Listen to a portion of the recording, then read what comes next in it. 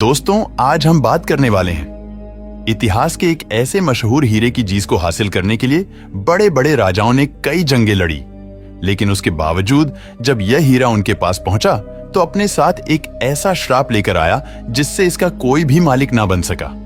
इतिहास में जिसने भी इस हीरे को अपने पास रखा है उसे और उसके परिवार को अपनी जान से हाथ गंवाना पड़ा है।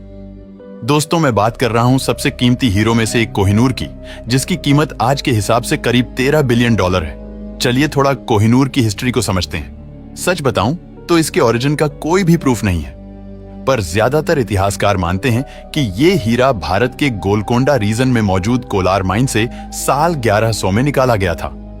उस समय का गोलकोंडा रीजन आज के आंध्र प्रदेश और तेलंगाना के बीच पड़ता है। वैसे ये तो आज भी साफ नहीं है कि कोहिनूर को किसने और किस तरह ढूंढा था।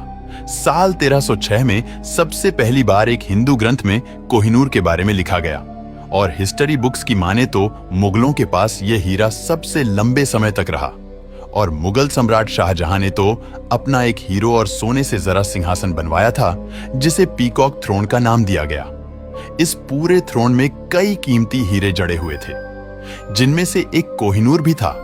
लेकिन 17वीं सेंचुरी के दौरान भारत में रहने वाले मुगल सम्राट की धन दौलत को देखकर विदेशी राजाओं ने भारत पर आक्रमण करने की सोची, और इसी दौरान जब मुगल साम्राज्य कमजोर पड़ने लगा तो मौके को देखते हुए साल 1739 में परसिया किंग नादिर शाह ने भारत पर हमला कर दिया और दिल्ली का खजाना लूट लिया। कहा जाता है कि दिल्ली से लूटे गए खजाने को नादिर शाह अपने साथ ले गया, और यह खजाना इतना ज्यादा था कि सिर्फ खजाने को ही ले जाने के लिए उसे 700 हाथी, 4000 ऊंट और 12,000 घोड़ों की जरूरत पड़ी। और इस पूरे खजाने के साथ कोहिनूर भी था, जिसे शुरुआत में तो मुगल शासक मोहम्मद शाह ने काफी बचाने की कोशिश की, लेकिन नादिर शाह की चालाकी के चलते कोहिनूर को बचा ना सके। इतिहासकारों का कहना है कि जब नादिर शाह दिल्ली पर आक्रमण कर रहा था तब मोहम्मद शाह ने इसे अपनी टोपी में छुपा लिया, लेकिन एक बार टोपी उतारते हुए वो हीरा गिर गया, जहां नादिर शाह के हीरे को देखते ही उसके मुंह से केवल एक ही शब्द निकला, कोहिनूर। यानी नादिर शाह ने इसका ऑफिशियल नाम कोहिनूर दिया, जिसके नाम से आज इसे दुनिया जानती है। जिसके बाद नादिर शाह दुनिया के 2 सबसे कीमती हीरो का ब्रेसलेट बनाकर अपने हाथ पर पहनने लगा। चलिए अब जानते हैं कोहिनूर के कर्ज के बारे में।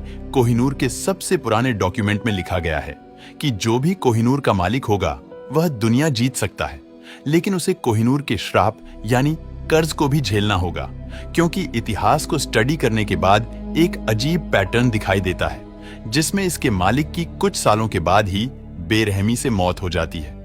जिसको देखकर ऐसा लगता है कि कोहिनूर का यह श्राप सच है, क्योंकि करीब 1000 साल के इतिहास के बावजूद ये कभी भी ज्यादा समय तक किसी राजा के पास नहीं रहा, और जिस भी राजा के पास ये हीरा रहा या तो उसकी काफी दर्दनाक मौत हुई या फिर उसका राज्य बिखर गया।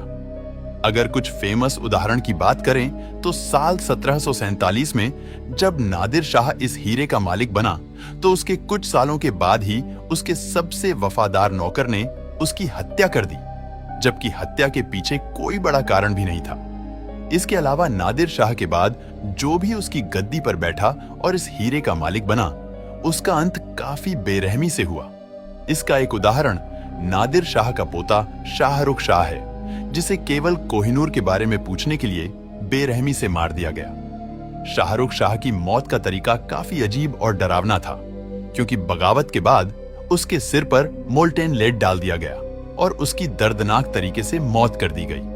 इसके अलावा अहमद शाह दुर्रानी आदर्शक आर्मी का वफादार सैनिक था, लेकिन इसके बावजूद मौका मिलने पर उसने तख्ता पलटकर के नई अफगान एम्पायर की नींव रखी, और इस तरह वह भी कोहिनूर का मालिक बन गया। लेकिन दुरानी को भी इस हीरे के श्राप को झेलना पड़ा। उसे कई बार बड़ी बड़ी लड़ाइयां लड़नी पड़ी, काफी नुकसान उठाना पड़ा।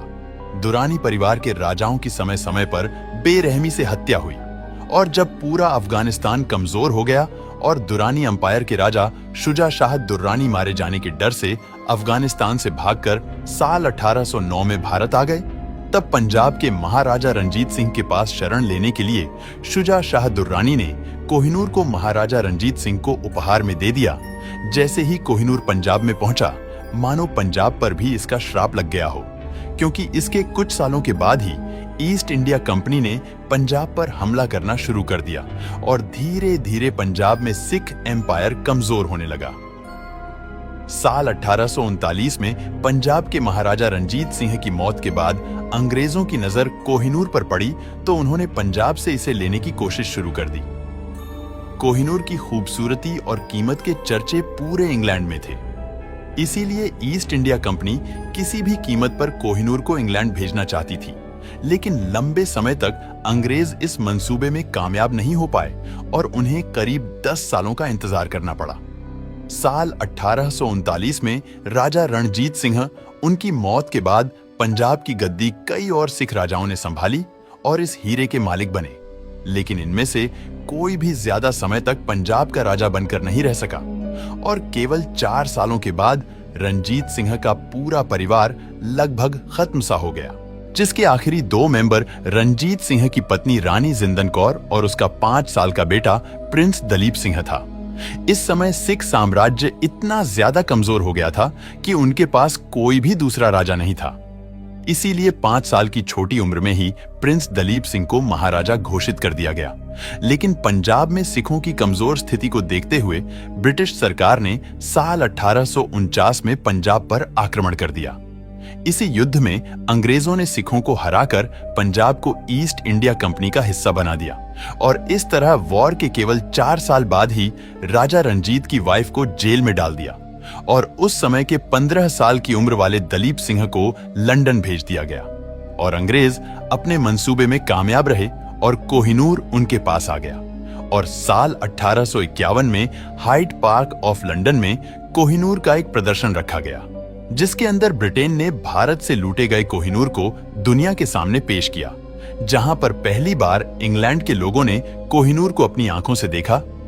आपको यकीन नहीं होगा, लेकिन कोहिनूर के श्राप से जुड़ी कहानियों इंग्लैंड में काफी ज्यादा मशहूर हैं और यहाँ के राज परिवार में तो इस कहानी को काफी ज्यादा सीरियस माना जाता है।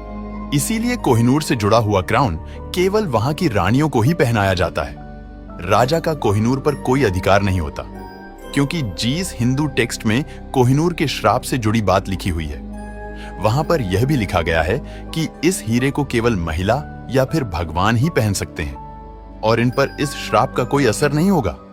और देखकर ऐसा लगता भी है कि यह बात सच हो सकती है, क्योंकि क्वीन विक्टोरिया की लाइफ काफी लंबी रही है।